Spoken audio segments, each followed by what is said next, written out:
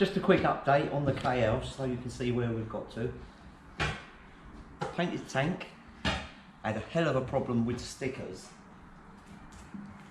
I bought these and they just started bubbling up everywhere. The one on the other side was far worse. So what I did, I've painted the backgrounds and I got my mate Phil Hickey to cut the Kawasaki out for me, and it's gone on fine. So if you want any stickers cut, go to Phil Hickey. Very fast service, good boy he is. Right, so what we got? Got that side panel. I need one for this side. I've got the wrong speedo, rev counter. Speedo's right. Should have 3 little lights in that, so I'll see if I can find one.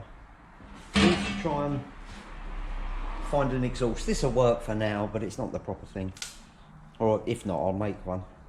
So all I've got to do, the wiring, because originally the original engine was 6-volt kickstart, but we've gone electric start. So I've got to put the wiring on, make a battery box, and we're pretty much there, I think. Lots of the parts on it have been kicking around the workshop. So basically I haven't spent hardly any money at all on this, but the part they never tell you is the labour. And I've probably done 60 to 70 hours labour on it. So it's never as cheap as you think.